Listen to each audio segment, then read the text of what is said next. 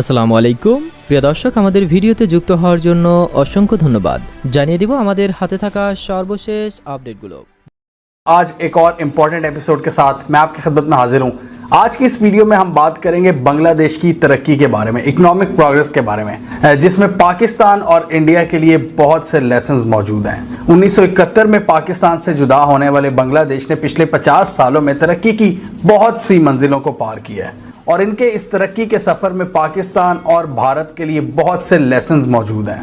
1971 में बांग्लादेश जब पाकिस्तान से अलहदा हुआ तो उस वक्त के जो यूएस प्रेसिडेंट थे रिचर्ड निक्सन, उन्होंने इसको एक बास्केट केस कहा था, यानी कि बिल्कुल एक फारिग चीज जो कि किसी काम की नहीं है। लेकिन वक्त ने साबित किया और बांग्लादेश ने अपनी सलाहियतों का लोहा मनवाया। आज की इस वीडियो में हम बात करेंगे उस रेसिपी की जो बांग्लादेश की तरक्की का सबब बनी। ये रेसिपीज क्या हैं, इनमें क्या कंपोनेंट्स हैं, क्या पाकिस्तान उस रेसिपी को यूज कर सकता है अपनी तरक्की के लिए? आज की इस वीडियो में हम वो रेसिपी देखेंगे जो बांग्लादेश की तरक्की का सबब बनी। हम बांग्लादेश के जितने भी इंडिकेटर्स को डिस्कस करेंगे, साथ साथ पाकिस्तान और इंडिया के साथ भी कंपैरिजन करते जाएंगे ताकि आपको जो सारी सिचुएशन है वो मजीद क्लियर हो जाए। तो हमारे जिन व्यूअर्स को इकोनॉमी में इंटरेस्ट है और वो ये जानना चाहते हैं कि किस तरह मुल्क नीचे से उठकर ऊपर आते हैं, किस तरह वो अपनी तरक्की करते हैं, इकोनॉमिक प्रोग्रेस को किस तरह अचीव करते हैं, उनके लिए आज की वीडियो में बहुत कुछ है सीखने के लिए। बांग्लादेश की तरक्की की आज हम रेसिपी जानने की कोशिश करेंगे।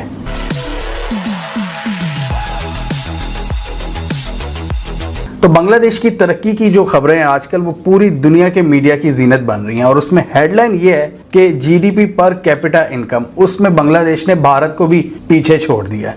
आपको याद होगा अभी 2 हफ्ते पहले हमने पाकिस्तान की इकोनॉमी के हवाले से बड़ी एक इंपॉर्टेंट वीडियो बनाई थी जिसमें हमने डिस्कस किया था जो सारे हमारे इकोनॉमिक इंडिकेटर्स आए हैं ताज़ा, जिसमें 4% इकोनॉमिक ग्रोथ हमने अचीव की है। इसके अलावा हमारा भी पर कैपिटा इनकम थोड़ा सा इंक्रीज हुआ है। हमने उसमें सारी रीजंस को डिफाइन किया था। तो उस वीडियो में हमने बताया था कि पाकिस्तान का जो पर कैपिटा इनकम है वो बढ़कर $1543 हुआ है, तकरीबन $1543 सालाना, यानी कि जो एवरेज इनकम होती है। बांग्लादेश की वो इस वक्त तकरीबन $2227 है सालाना और इंडिया की इस साल की जो फिस्कल ईयर की आई है पर कैपिटा इनकम वो है $1947, यानी बांग्लादेश इंडिया से $300 आगे है और पाकिस्तान से तकरीबन $700 आगे हैं वो। मतलब यहां से आप अंदाजा लगा सकते हैं कि लोगों की जेब में कितना पैसा है। ये आपको पूरी एवरेज बताती है पर कैपिटा इनकम कि हर बंदे के पास एवरेज कितना पैसा है। अब बांग्लादेश के पर कैपिटा इनकम की बात करें तो पिछले 10 सालों में ये तकरीबन डबल हुआ है। एक दौर था जब पाकिस्तान इन दोनों मुल्कों से आगे था। साउथ एशिया का जो रीजन है पाकिस्तान उसमें टॉप पर था। ये जो मुशर्रफ का दौर था 2003-4 का, हम तकरीबन बांग्लादेश से डबल थी हमारी पर कैपिटा इनकम, क्योंकि इकोनॉमिक प्रोग्रेस बड़ी जबरदस्त थी।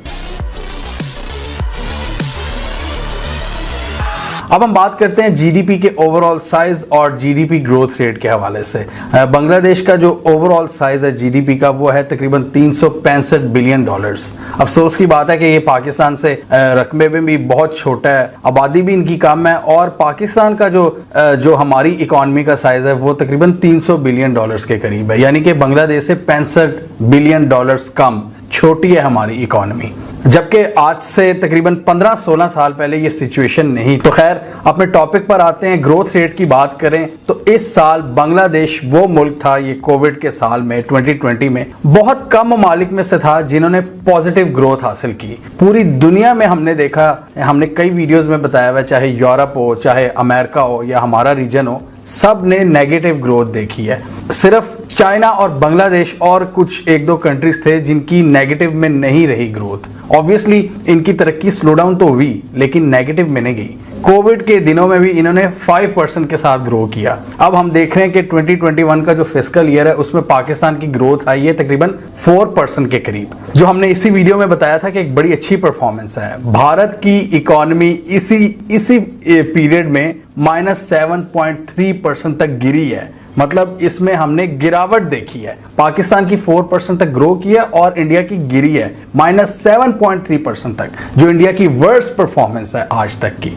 और बांग्लादेश ने इसी पीरियड में 6.8% के साथ ग्रो किया है। मतलब ना सिर्फ कोविड के दौरान पॉजिटिव ग्रोथ, एक जबरदस्त बाउंस बैक 6.8% के साथ, और इसके अलावा अगर प्री कोविड एरा की बात करें तो बांग्लादेश की जो ग्रोथ है वो 8% को टच कर रही थी, 8-9% को।